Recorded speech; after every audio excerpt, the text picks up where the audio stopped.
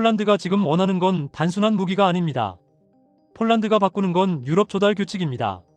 현지 생산, 기술 이전, 부품 공급망, 납기표를 계약에 적는 순간 전쟁은 이미 시작되고 있습니다. 전쟁은 무기로 시작하지 않습니다.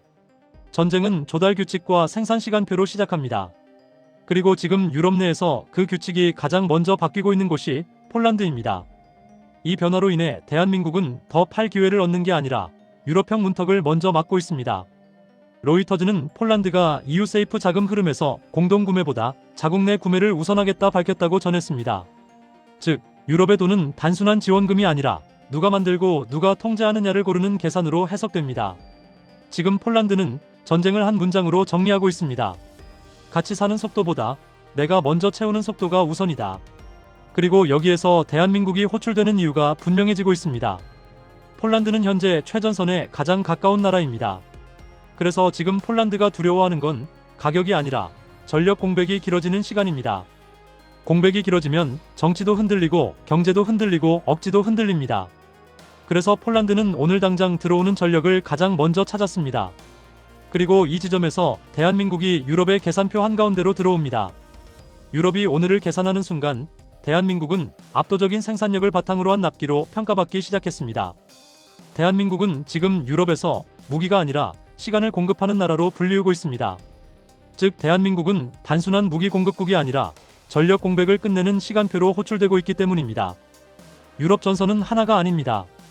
북쪽에는 북극 전선이 있고 동쪽에는 동유럽 전선이 있습니다. 그리고 이 두 전선은 같은 결론으로 수렴합니다. 동맹은 필요하지만 시간은 더 필요하다. 이 결론이 나오면서 유럽은 결국 한 나라를 다시 보게 됩니다. 동맹의 선언이 아니라 납기표로 전력을 보내줄 수 있는 나라. 그 나라가 바로 대한민국입니다. 그런데 폴란드가 이렇게까지 서두르는 이유는 단순한 안보 공포 때문만은 아닙니다. 폴란드는 역사적으로 항상 완충지대 국가였습니다. 독일과 러시아 사이에 끼어있던 국가는 늘 같은 교훈을 반복했습니다. 동맹이 늦으면 국가는 사라진다. 그래서 폴란드는 전쟁을 두 가지로 계산합니다. 첫째는 군사력입니다. 둘째는 동맹의 도착 시간입니다. 폴란드는 나토를 믿습니다. 하지만 동시에 폴란드는 나토가 도착하기 전 시간을 더 무섭게 계산합니다. 이게 폴란드 군사 전략의 핵심입니다. 폴란드는 항상 동맹이 오기 전까지 내가 버틸 수 있느냐 이 질문으로 국방을 설계합니다. 그래서 폴란드가 사는 무기는 단순한 화력뿐만 아니라 초기 72시간을 버티는 시간표입니다. 이 구조 때문에 폴란드는 공동조달보다 즉시 운용할 수 있는 전력을 더 신뢰합니다. 그리고 이 전략이 대한민국 방산과 정확히 맞물리고 있습니다. 대한민국은 동맹 정치보다 생산 시간표로 움직이는 나라입니다. 그래서 폴란드는 한국 무기를 단순 구매가 아니라 전쟁 초기 생존 전략으로 채택합니다.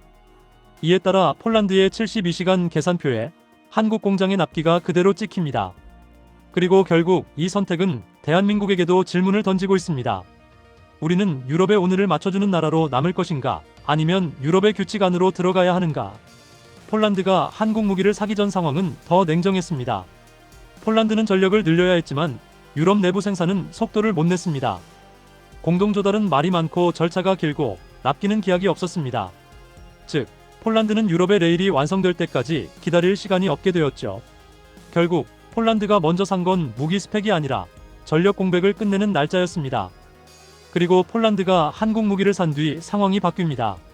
로이터즈는 폴란드는 한국 K2 전차를 추가 도입하면서 현지 생산 요소를 포함한 계약을 체결했다 전했습니다. 여기서 핵심은 대수가 아니라 현지 생산입니다. 폴란드는 한국 무기를 수입품으로 두지 않고 폴란드 땅에서 돌아가는 체계로 바꿉니다. 즉, 폴란드는 지금 두 가지를 동시에 실행하고 있습니다. 당장은 한국의 납기표로 공백을 메우고 동시에 유럽의 문턱을 통과할 수 있는 현지 생산 레일을 깔아버립니다. 이 순간부터 한국 방산은 단품 판매가 아니라 유럽 조달 규칙 속으로 들어가는 운영 패키지가 됩니다. 그래서 준비했습니다. 오늘은 폴란드가 어떻게 한국 방산을 구매해서 레일로 바꿨는지, 그리고 이 레일이 유럽의 규칙 전쟁에서 대한민국의 좌표를 어떻게 바꾸고 있는지 이에 대해 깊이 있게 분석해 보겠습니다. 유럽에서 대한민국은 더 이상 단순한 판매자가 아닙니다. 이미 한국은 유럽의 전력 공백을 메우는 시간표 변수로 들어가 있습니다. 결론부터 말하면 유럽에게 대한민국 무기는 단순하게 사고 끝내는 나라가 아니라 유럽 규칙 속으로 끼워 넣는 나라가 되고 있습니다. 여기에서 첫 번째 질문입니다. 폴란드는 왜 한국 무기를 사야 했을까요? 러시아 우크라이나 전쟁 이후 폴란드는 지금 당장 채워야 하는 전력 공백을 맞았습니다. 그 공백은 장비 성능표로는 못 메웁니다. 공백은 오직 납기로만 메워집니다. 로이터즈는 폴란드는 한국 K2 전차를 180대 더 도입하기로 했고 이 전차들은 일부를 폴란드 내에서 생산하는 방식이 포함된 계약이다라고 전했습니다. 이 외신 기사 한 줄은 폴란드의 의도를 더 정확히 드러냅니다. 여기에서 핵심은 180대가 아니라 현지 생산이 포함된 구조입니다. 폴란드는 한국 무기를 수입으로만 두지 않았습니다. 폴란드는 한국 무기를 폴란드 땅에서 굴리는 체계로 바꿨습니다.